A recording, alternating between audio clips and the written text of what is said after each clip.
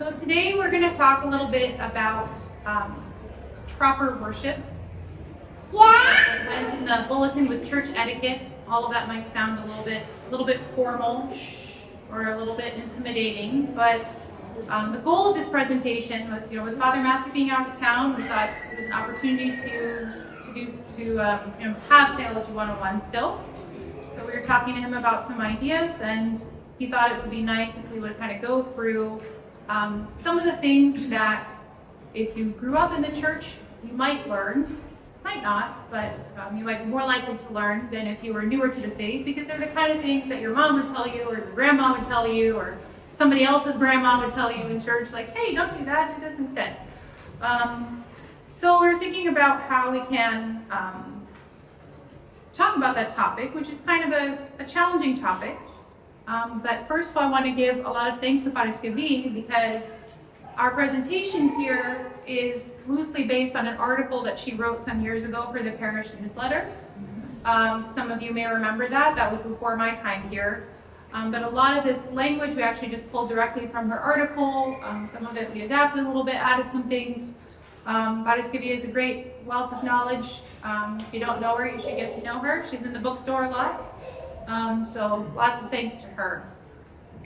We want to start with a quote about what our focus should be. We'll be talking about how we should be acting, what we should be doing in church, generally speaking, during the services, but especially during the Divine Liturgy. And part of that is also because our Sunday school this year, the theme for the Sunday school is the Divine Liturgy, so the children have been learning all about the liturgy, and we've also been talking to them about the kind of things of, when you stand, when you sit, and why you do those things throughout the year. So we thought it would be helpful as well for us, the adults of the parish, to become familiar with that so that we can support the children of the parish in their learning.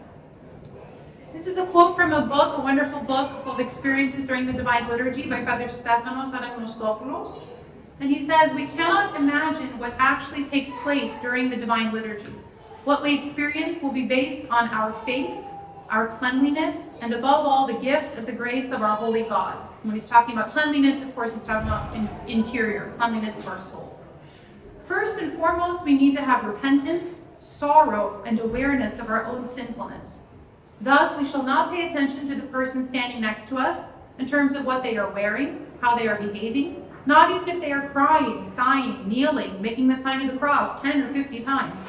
We shall only pay attention to what we are doing. We felt it was important to lead with this quote because, for two reasons. For one, because we don't want this presentation to be about, we should be doing this, and let me look around and make sure everybody's doing it. And two, because we recognize that a lot of times the way we do learn about behavior in church is by looking around at others. And we're hoping that by discussing a little bit in a more formal setting, it can help us to review those things in this kind of more formal setting and be able to not be as much looking around during the services and be able to be focused more interiorly. What is external only matters in as much as it affects what is internal. So we don't do these things on the exterior just for the sake of exteriors. We do them because we believe that they affect our internal state. They affect how we are spiritually. And we know that as human beings, we have spiritual, mental, emotional, and physical dimensions. We're soul, mind, heart, and body all in one. As Orthodox Christians, we especially believe this really firmly, and that what happens in one of these four areas affects the other three. Everything is interdependent and interconnected. And we also know likewise that as a community, we affect one another. So what one person is doing, it affects in some way, spiritually, emotionally, mentally, physically, other people. And in particular, of course, we're interested in the spiritual interactions. And what guides us? How do we know what we should be doing? Is there some book out there, etiquette book? No, we follow what the Church in her wisdom, guided by the Holy Spirit, teaches us and has taught us for centuries. And that's something that can vary a little bit from place to place. There are some different traditions, Greece versus Russia versus Romania. But there's also an average, across those places. We find a consistency, especially in certain particulars. But when in doubt, we ask our priest from our local community because there will be some variation. So first we're going to talk about how we should be preparing for worship. And this is a beautiful quote from Metropolitan Seraphim Joanta. And I got this quote actually from our new youth director-to-be, Ioan, who's coming in July. This is from a Romanian metropolitan, and he shared this quote. And the metropolitan said, if we pray throughout the day, and we need to pray, to try to pray, to have our mind on God as much as possible, with a short but frequently repeated prayer, then, when we go to church on Sunday, we will see how we experience the church service a bit differently, both Orthros and the other services, but especially the liturgy, because you will interiorize it. You will interiorize the church's prayer, especially the liturgy, and you will experience it differently than if you pray only on Sundays. So what we do throughout the week is important to our worship. And we can think about this even in specifics. We can find it helpful to read the lives of the saints or the account of the feast for the day before we attend the services for that saint or that feast. There are different things in the hymnography that we couldn't really make sense of a lot of times if we didn't know the life of the saint. I know that there have been times when I've been chanting in the services and I haven't read the life of the saint beforehand and I'm not familiar with the life. And I chant something and I think, I have no idea what this is referring to. So that helps us a lot to have a greater understanding. And then we prepare ourselves by saying our prayer rule as given to us by our priest, by our Father Confessor. And we fast in the way in which we've been instructed, and we keep our mind focused on the church service to come. Especially for the liturgy. When we wake up in the morning and we're going to be attending liturgy that day, our focus is on the liturgy. So generally speaking, Orthodox Christians are typically avoiding watching TV or any kind of media, secular music, things like that in the morning. But we're trying to avoid that because we're trying to stay focused on the liturgy. We limit our conversation. Of course, we have conversation with our family, getting ready to go to church as necessary, but we're not talking about frivolous topics. We're striving to keep peace with those around us, which is challenging, can be challenging, because we know, as I'm sure many of us have experienced, that the evil one does his best when we're on our way to church to make us late, to take our peace, to cause problems.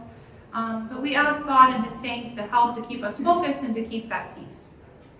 This is especially important, like I said before, liturgy, and especially if we're planning to receive Holy Communion at the liturgy. And then it's also important what we're choosing to wear when we come to church. But it's important, first of all, to pay attention to ourselves and not to others. And this is a beautiful example from Metropolitan Anthony Bloom, who was a Russian metropolitan who was in the UK. And he gave a sermon one Sunday where he said, last night a woman with a child came to this church. She was in trousers and with no headscarf. Someone scolded her. You have to understand also that in the Russian tradition, a lot of times they can be very strict about covering your head when you're in church and wearing a skirt. So that's the context for this. And the woman left.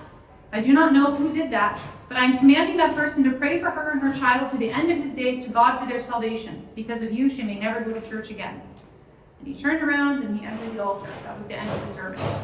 So this is a stern reminder to us that we shouldn't be telling other people what they should wear. We should be paying attention to what other people wear. But at the same time, that does not mean that there isn't an appropriate way to dress for church. There is a more appropriate and a less appropriate way to dress. But we don't be judging others and paying attention to what they are doing. When we come to church, we are in the Lord's house. And in particular, when we attend the Divine Liturgy, we are invited to the King's banquet. And so we dress appropriately to enter the house of the King. Our clothing represents that we're setting this day and this event apart as something extraordinary. This isn't our day-to-day wear. We don't just wear what we would wear to go to school if you're a kid, or to go to work, or go to the grocery store, or to the gym. And we wear something different because the church is an important and special place, and the liturgy is an important and special event. We offer our best to the Lord, not necessarily something expensive or flashy, something that's tastefully modest, something that reflects our awareness of the great honor and blessing of being in the Lord's house. But again, our focus is on Christ. It's not on our clothing, and it's not on anyone else's clothing. We choose modesty to try not to attract attention to ourselves. And you can think about that. It's interesting. Shannon and I, when we were working on this presentation, I should say I'm presenting, Shannon helped a lot with the slides as well. When we were talking about this presentation, we were noting how there's been a shift in our culture, especially I think in the last 50 years, maybe 60 years, where it used to be the case that when you would go to school or when you would go to work, or for some people even when you would leave the house at all, you would dress to a certain level of presentability that nowadays is not the same case. People used to wear a suit to fly in an airplane, for example. I'm sure some of you can remember those days. And that's not the case anymore. There's been a shift in our culture. But that's not to say that that we shouldn't, that shift has been a good thing necessarily. I'm not going to comment on whether it's been a good thing or a bad thing, more generally speaking, in terms of our world, but I think it is still important. The mind of the church shows us that it's still important that when we come to church, that we are viewing that as something special and that is reflected in our dress. And when we come to church and we're preparing to receive Holy Communion, we want to take some care to be paying attention to certain particulars. From the time we get up in the morning, we're focused on that, like we said earlier. We receive the Holy Mysteries with the blessing of our spiritual father, our Father Confessor. So whatever he has asked us to do to prepare, that's going to be different for every person. I'm not going to get into that, but there are different levels of fasting and praying and going to confession and all of that, and that's something that you work out with your priest. We come on time to the Divine Liturgy. The rule of thumb that I was given as a child, and again, this is something you ask the priest what should be good for you, but the rule of thumb I was given as a child is if you come later than hearing the scripture readings, the epistle and the gospel, then you might want to think that might be too late. That's just something that I would consider kind of common in the Orthodox world, around the world, that if you're later than that, for children, of course, it can be different, but you can talk to Father Matthew or whoever you confess to and see what makes sense for you. If possible, we try to attend the Orthodox service of the Vespers the night before. And again, with the fasting, we're fasting, we're not eating anything, we're not drinking anything. If you smoke, typically we're not smoking anything, we're not chewing gum, we're not putting things in our mouths before we're receiving communion in the morning. But we also are fasting from idle talk, from judgmental or wandering thoughts. And we're trying to keep peace with those around us. A common practice is to ask forgiveness, especially of those closest to us, before receiving communion. So in some families, especially like here in the States, but also outside the States in traditional Orthodox countries, where you would ask forgiveness, everyone in the family would ask forgiveness of each other before receiving communion. And then, of course, when we're preparing for worship, we have the process of entering the church. And first we come into the narthex. That's the little room when you first walk in that has the candles, the candle stand, the icon stands. And that's like a bridge between this world and the heavenly realm. When we enter the church, it's like we're entering the house of God. The narthex is kind of this bridge. So that's our space where we're transitioning. We try to set aside all those earthly cares. We try to focus on entering God's temple. Many people, when they enter the narthex, will immediately make the sign of the cross. They'll go light their candles, venerate the icons. And if we need to speak, which a lot of times you may need to speak when you're in the narthex, you try to do so quietly. Just because you're outside the nave doesn't mean you're having loud conversations. Again, this is something that I think is generally common sense and that most people are doing at our parish, but it's still worth mentioning and reminding. And then when we enter the nave, there are certain times when it's better to try to avoid entering or exiting the nave, the main body of the church. So for example, if it's during the middle of the reading of the gospel, if you had to leave the church to go to the bathroom, typically you would wait until the priest or the deacon is done reading the gospel before you enter back in. There's just a little bit of respect for that particularly solemn moment. During the sermon, just because it can be distracting and difficult for people to hear, it's polite, it would be polite not to be entering and exiting as much as you can. During the great entrance, when the priest and the deacon are bringing the holy gifts around the inside of the temple, you want to try to avoid going in and out. And during the consecration of the holy gifts, during the time of the anaphora, when we're chanting, we praise you, we bless you. On weekdays, we would be kneeling at that point. The priest is saying the prayers, asking the Holy Spirit to come down and make the bread and the wine into the body and blood of Christ. During that time, if we've had to leave the church, it's better to wait until that section has ended and they begin singing the hymn to the Theotokos, and then that's a more appropriate time to enter back into the church. And depending, there's kind of like a hierarchy of better and worse times to come in and out of church. Ideally also maybe during the epistle or during the small entrance, the creed, the Our Father, depending on the particulars of what's going on with why you had to enter or exit, it can be better to wait. In particular, to wait to leave. Say you need to go use the restroom. Maybe you wait until the creed is done then you can step out. Or you ask your child says, I need to go potty, mommy, and say, okay, well, we're in the middle of saying the Our Father. Let's finish saying it, and then we can go out. Of course, if your kid is making a ton of noise during one of these times, which are kind of really important times in the service, you're going to want to get out quickly and quietly and discreetly. But otherwise, if they want to leave for some reason that's not emergent, then you tell them to hang on. And when we enter the church, we typically walk to our seat using the outside aisles, not up and down the center aisle. It's a kind courtesy to try to sit more toward the center of the line of chairs if you anticipate being able to remain in the service the entire time, and more toward the outside if you anticipate having to enter and exit more often. And anytime we walk across the center of the nave, we make the sign of the cross. Some people will turn and bow a little bit toward the holy altar, but typically we at least make the sign of the cross when we're crossing across the center of the church. Now moving on to worship in the nave. So while actually during the services, kind of talked about what happens as we're coming into church and at home as we're preparing for church. But now when we're actually here and we're in the services, what should we do and how should we prepare ourselves?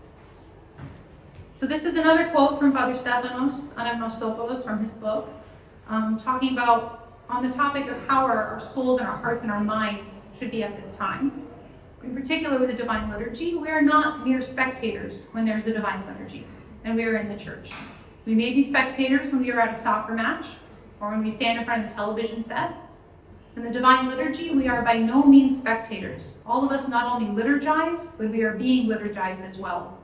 This is why we are also responsible. Like the priest is responsible for the way in which he stands in front of the holy altar, in exactly the same way the laity are responsible for the way in which they stand inside the church temple. And this is something we've been trying to emphasize with the kids this year, that when we're in church, every time the deacon says, let us pray to the Lord, who's doing the praying? That's us. That's all of us. We're not just there watching the deacon say, let us pray to the Lord, and then the chanters say, Lord of mercy. We are all praying.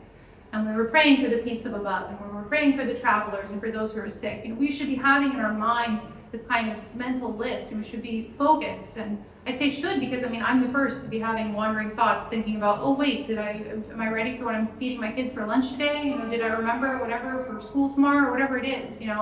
We always have these wandering thoughts, but we battle against them, and we try to stay focused and to be thinking, when the deacon is saying we're praying for the sick, you think of your friend who's sick, and you pray for your friend. Because that's the work of us being in church. And so there is a natural and an appropriate position for praying, and that is to stand. Probably the first time for many of you when you came to an Orthodox church, I grew up in the church, but from my understanding in other congregations, there's not quite so much standing. So it may have been a surprise to you that there's a lot of standing. And that's because we really believe that is the appropriate position for prayer. And why is it the appropriate position? Because for a number of reasons, but it helps to keep us attentive, helps to keep us focused. We are standing out of respect as well for the holy place that we're in.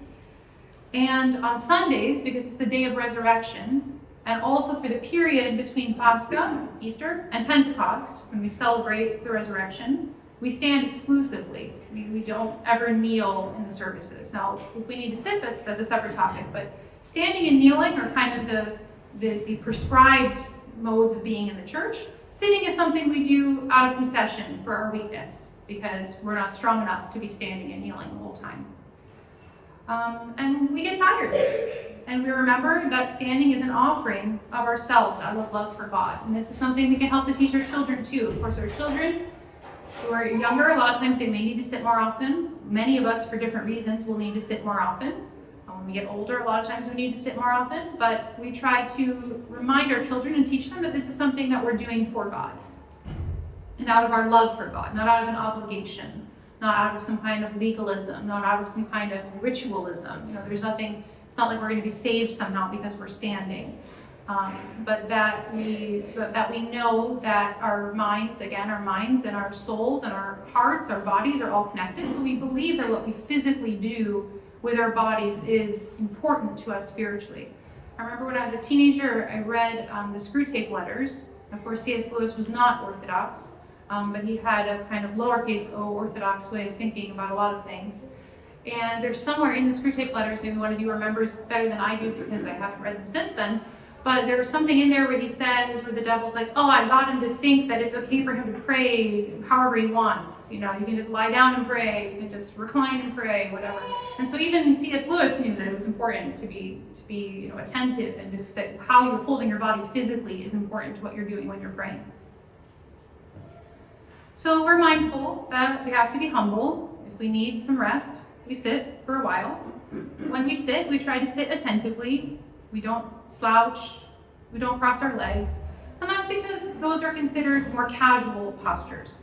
Again, this is something that has been maybe more lost in our culture in the US in the past 50 years, but in other cultures it's not as lost, and in the church, we retain that there is a more proper, attentive, respectful way to sit, and we help to teach our children to do the same. And when we stand as well, we typically we're going to be standing with our hands more at our sides or in our front. Typically not our hands in our pockets or our hands behind our back. And that's because those are considered, again, more restful poses. If you've ever been in the military, or I don't know, I was in marching band, certainly the military, but you've got parade rest, right? And you've got at ease, you've got your hands behind your back, and that's something that's not considered as respectful and as attentive, and so that's why that would typically be considered the etiquette. Again, we're not going to go around telling people. I remember one time as a kid, there was a priest who was very new to this country, and there was a little boy who was visiting the church who wasn't Orthodox, and he had his hands in his pockets, and the priest was coming around sensing. He pulled his hand out of his pocket, but probably to him, coming from the other country, it was so shocking to him to see that. It's like, why has this kid got his hands in his pockets? Because that would be the kind of reaction you would have if you grew up in the church. And of course, we're not doing that, but we still should be mindful that this is what we're aiming for. And so, although we are ideally to stand through the whole service if we are able, or kneel if kneeling is appointed, there are times, again, there's kind of a hierarchy of times when it is especially appropriate and when we should be making every effort to be standing and to be asking our children to stand. In particular, you may notice several of these are the same as the times when you shouldn't be entering and exiting church, because they're these very solemn moments in the service. So anytime the gospel is being read, not just the gospel in the liturgy, but when the gospel is read in other services as well, that we're standing. We're always standing. Anytime we say the creed, the profession of faith, when you recite the Lord's Prayer, the Our Father, and again, this goes for whatever service it may be in. When the priest comes out from the altar, when he faces the people, he blesses the people, he says, peace be with you all, we should be standing. When the clergy are processing, making an entrance, or when they're sensing the church or the people, that we should be standing. And we're especially mindful to stand during the Divine Liturgy, at the end of the Divine Liturgy, when the anaphora begins, when the offertory. And it begins at that moment when we hear the deacons say, let us stand aright, let us stand in awe, let us be attentive that we may present the holy offering in peace. The anaphora, that word, anaphora, actually means offering up. And so when we're talking about presenting the holy offering, from that moment on is the anaphora, until the hymn to the Theotokos. And the consecration of the holy gifts is going to happen soon after that point. When we chant, we praise you, we bless you, we give thanks to you, the priest is saying the prayers silently in the altar, asking the Holy Spirit to come down. And so it's appropriate to remain standing throughout that entire time, in particular at that time when the consecration is happening. And it's really appropriate to stay standing throughout the duration of the liturgy. I know Father Matthew has mentioned a few times in particular to remain standing during the communion of the faithful. That after you receive communion and you go back to your seat, you don't sit down, unless you really need to. If you really need to, you really need to. But if you're able, you stand. When the holy gifts are in front of us, and we stand. And ideally, again, through the end of the liturgy. Because we've received communion, we just stand through the end of the liturgy. It's really not too much time from that point. So, receiving Holy Communion. This topic, Father Matthew is especially interested in us talking about how we should receive communion, not in terms of how we should prepare, but actually the logistics of when we approach the chalice, what do we do? And how do we do that with our babies and our children as well? So when we have prepared to receive the holy gifts, we approach prayerfully. And when we come to the chalice, So many people will make a bow before right before it's their turn to receive. But when we approach the chalice, we take the cloth in both of our hands and we hold it securely underneath our chin. Now, all of these things that we do are out of caution and respect for the mystery. So we want to always be mindful that we're not in any way bumping the priest or the chalice, and that the cloth is there for a very practical purpose. It's there to be a barrier, to catch anything that might fall between the chalice and your mouth. Because we never want to allow even one drop of the holy mysteries to fall in any way. And so we want to make sure the cloth is really under our chin, because otherwise it's not doing its job, right? It's a very practical job. So we hold it under our chin, and we make sure to open our mouth very wide. We want to make the job of the priest or the deacon who is communing us as easy as possible, because they are so focused, they are trying to be so careful, to be so very careful, and we want to make it easy for them to be careful. Ideally, we want to look kind of slightly upward, and if we're taller, we want to bend down. Maybe bend your knees slightly. You want to avoid more hunching forward. And the reason why is because you want your mouth to be pointing more up, so that it's easier for the priest or the deacon to place the holy gifts into your mouth. If you're hunched more forward, the mechanics don't work as well. If you just think about it, you want to have an open mouth that's kind of there, easy for them to place the holy gifts in it. And we close our lips on the spoon. We don't bite down or lick the spoon or anything like that. That might be more instruction to pass along to your kids, especially because kids decide to do strange things sometimes. But you remind them we just close our mouth carefully on the spoon, and we're swallowing the holy gifts as quickly, efficiently as we can. We pat our lips with the cloth. We want to be certain that not a drop of Holy Communion is falling, and that there isn't anything that's on our outside of our mouth. And we immediately consume a piece of the unvivero, of the blessed bread, to help to wash down the Eucharist. If you're ever visiting a church that's in a Russian tradition, a lot of times they'll also have little cups of very watered down wine that you drink at that point as well in the Russian tradition. And again, it's the same idea, just help to make sure that everything goes down into your body and isn't staying in your mouth. And when we take our, when we take our children to communion, we help them with the same things. And maybe we won't be taking our children, but if you have godchildren and you're taking a friend's child to communion, you help the children to learn to stand respectfully and quietly in the communion line. They can manage that for a few minutes, I promise. They might think that they can't, they might act like they can't, but they can. And I've had to take my kids out of the communion line before and tell them, no, we're not standing here until you can, stand still and bring them back in. There's usually plenty of time to take them back in. And it's not out of being strict, it's not out of anything like that, but just really helping to instill that very strong respect that they should have, that we all should have for the holy gifts. It can be helpful to ask them to cross their arms on their chest. This is, again, a tradition that's maybe more common in Russian, Slavic background. You might see if you visit a Russian church, everyone crossing their hands on their chest when they receive communion. I personally like to ask my kids to do it just because when you have, especially multiple children who are siblings standing in line next to each other, they can start poking each other, and if you have them do this, all of a sudden they can't poke each other. It's really great. So again, your mileage may vary, but it can be helpful. And if your child is small, be prepared to lift them up, and this is for the same reason, just out of the respect and caution with the holy gifts, that if you got a really short little 2-year-old, you don't want the priest to have to be bending down so far, especially if the priest is elderly and it's more difficult for him to bend. Try to be considerate with lifting, even maybe if you're a 4-year-old, if it's an elderly priest, which in our parish is not typically as much, but maybe if you're here on the weekdays and Father John is serving, to be mindful of that, or a taller priest. And we hold the cloth under our child's mouth, and we help them to wipe their mouth. Our altar servers usually do a great job, with helping with those things. But again, you may visit another church where maybe they don't do that. They might expect you to do it. So just for everyone to be aware of what should be happening. Your mouth should always be wiped after you're receiving patted. And again, being really mindful not to bump the priest or the deacon or the chalice. And this can be really tricky with babies, especially when they're like 9 or 10 months old, or little toddlers, and they are just wiggle worms. And sometimes you feel like it's kind of a straitjacket, but you gotta hold them tight if you're not going to be able to sit as still. I know with one of my kids, it was just like you had to hold the legs because you never knew, and it wasn't. They're just little kids. They're excited, so they're wiggling their little legs around, but you don't want them to kick the chalice in any way. So there, if anyone wants to talk about that more afterward, feel free. I have 5 kids and have experienced some things at the chalice, so we can talk about ways to troubleshoot that. But you want to hold the baby on the right side. If the priest is right-handed, the deacon, which most are, but Father Matthew is left-handed, so you can keep him on the left side. That makes it easier for him to direct the spoon. And then, speaking of personal experiences, you want to make sure to wipe your kid or baby's nose or mouth if their nose is runny or if they're drooling. I had an embarrassing experience with that one time.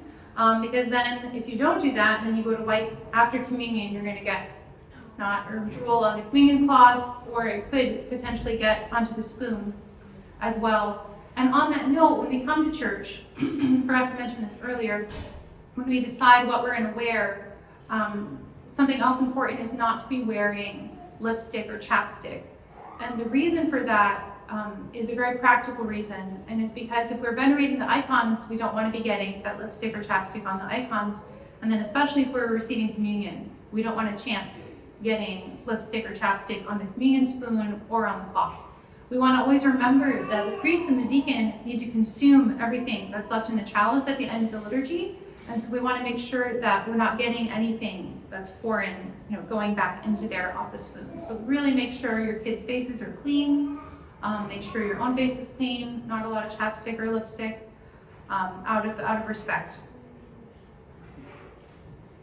So again, helping our children to worship with us. This is another story from Metropolitan Anthony Bloom, who was once asked by some people who were upset, "What shall we do with children in church? They interfere with our prayers." And he replied, "When you begin to pray, they will stop bothering you." So, he had some really good short little lines. So that's the shortest answer of how we help our children to worship with us, is that we need to be praying and focusing on ourselves. And if we are truly praying, we won't be distracted no matter what they're doing.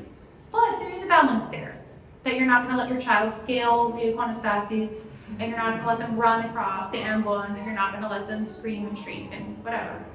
We want to teach them the respect for their sake, as well as for everyone in the church's sake. It's for both. It's both out of respect for their needs, that maybe if they need to run around, that's fine. Sometimes when you're 3, you need to run around, but you go outside of the church and do that, because the church is not a place for that.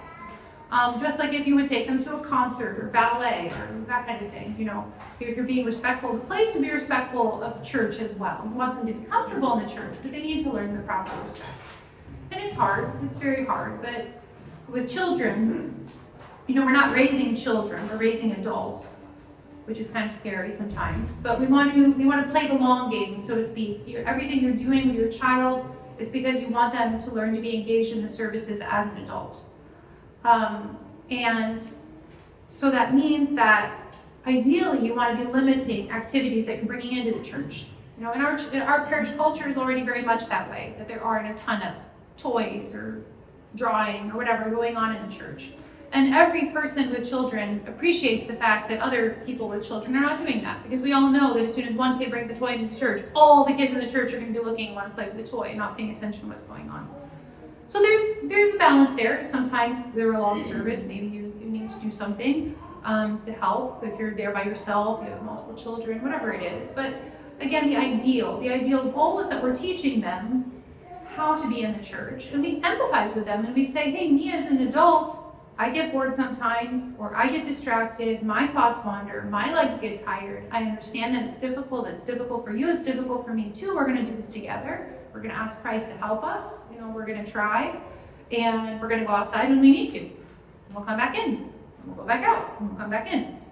And most of all, we bring them, because they're absorbing a lot more than we think they are. They're paying attention even when they look like they're not paying attention. And then talking about what we do after we worship as well. Sunday school. Are we doing 120 or 125, Shannon? 120. She just put that. Okay. So if you need to pick up your children from Sunday school, they're being dismissed. So when we finish worshiping, especially with the Divine Liturgy, the Divine Liturgy gives us the opportunity to have our souls spiritually regenerated and also our bodily sense transfigured. As we depart from the church temple, we ought to be different, altered, transfigured, calm, and peaceful. Our faith must not only be strengthened, but also be more powerful when we leave the church. That's another quote from Father Stephanos' book.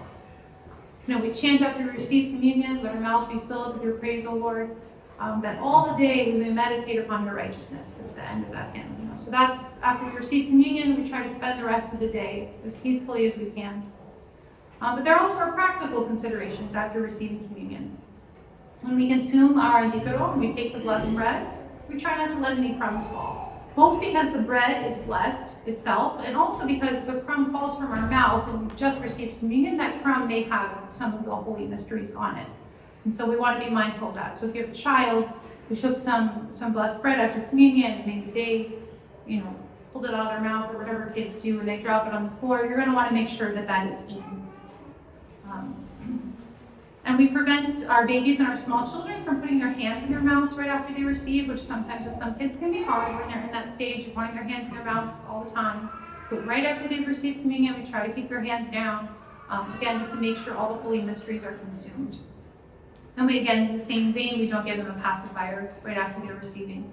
You can ask Father Matthew, I think each only once, like 15, 20 minutes is kind of around what he would suggest, but you can ask him. And after we're receiving, babies may spit up or they may drool, and we want to be mindful of that. So if they're doing that and they've done it right after they've received communion, a common solution that people have will be to have the baby wear a dedicated bib at that point, and then you'll take the bib. You can ask Father Matthew what to do with it, either washing it carefully or burning it or whatever he deems appropriate. We're careful ourselves of what we put in our mouth. You typically wouldn't receive communion and then go chew gum right afterward, for example, because you're going to spit that out. And we're careful about not cutting ourselves, because if you bleed right after you receive communion, also the understanding we have in the church is that the Holy Communion has gone in our entire body, and in particular entered into our veins and our heart, as it says in the Thanksgiving prayers. And so if we bleed, we try to take that on like a paper napkin or something, and then take that to burn it. Is typically what I've seen done. Again, you can ask Father Matthew what exactly he would prefer. And the same with different blessed food and objects. We talked about nidro, arto, coliva, these different foods that we receive in the church. We want to be respectful of them. Holy water, when we receive the palm crosses, on Palm Sunday, when we have icons, like Father Matthew said, on the Sunday of Orthodoxy, when we brought our icons in, we don't set them on the floor. If you drop an icon, you venerate it immediately when you pick it up, that kind of thing. Since we're running out of time, I don't want to go into too much detail here, but if you have a question, let me know. And then greeting clergy is really important as well to understand how to do that properly. The priest holds the office of the Holy Priesthood, Jesus Christ himself being the high priest. And as such, we venerate his office and his right hand, and we show deep respect to our priests. So it's not something about the person, it's about believing that when a priest is ordained, there's grace that comes and fills all imperfections through that sacrament. And the priest is set apart in that way. And so that's why we kiss his right hand. We bow in front of the priest, and then we kiss his hand. And we don't cross ourselves when we bow. We're not crossing ourselves to bow and then venerate an icon. We just bow out of respect. And then typically you put your hands like this, and the priest will put his hand on your hands, and then you kiss the hand. And we do the same for bishops, and typically as well for the abbots and the abbesses, the gerondas and the geronistas of monasteries. Does anyone have any questions? And if you need to go, I understand, because it is 1:24. But if anyone has any questions, best always to ask Father Matthew questions, but I can try to answer questions anyone might have. Yes? You put a list of things that have been blessed. The second and the third one, I didn't know what they were. Okay. Can you So- repeat the question? So the question was about the list of these blessed food and objects, just to describe what the second and the third one are. So the second is arthos, and that is the bread that people will bring, a sweet bread that people will bring that traditionally was blessed during a vigil. A lot of times in the modern parish practice in America, we'll bless it after the liturgy in honor of a saint. And coliva is a dish made with boiled wheat that can be made also in honor of a saint or also as a memorial for the departed. Maria. So about like having reverence during the moments in service. In Orthros, for the 6 Psalms, like in the choir binder, there's a note that like you're supposed to stand with reverence, but when you come into the church and it's like during the 6 Psalms, you just like stand in the narthex and not move. You enter the church and stand in the back. Like It's a good question. So Maria has a question about the 6 Psalms at the beginning of Orthros. And if you've been to Orthros, you know that the 6 Psalms are a very serious time. We didn't talk about more serious times in other services, just out of the interest of time. At the beginning of Orthros, it's the tradition is that you stand and you do not move. You do not even cross yourself and make vows when you say glory to the Father in the middle. You do not move during the reading of those complete 6 Psalms. And so the question is, what do you do if inevitably, as has happened to me many times, you arrive late, you arrive during those 6 Psalms? I think that there are different things you can do. I can tell you what I've done personally, which is to enter the church and stand in the back of the church. So to venerate in the narthex and walk in and just stand in the back of the church without moving until the 6 Psalms are done, and then go to my seat. And personally, I would do the same thing with the premial psalm, the psalm at the beginning of Vespers, Psalm 103, which is also an important psalm to be standing soberly during, not quite the same level as the 6 Psalms, maybe, but again, the tradition is that psalm where you talk about the psalm of creation, that's a more serious time. Any other questions? Yes, Bruce. During weekday services, the difference, like on Sunday we always stand up, is the main difference during the anaphora or during one point you prostrate? Is there any other?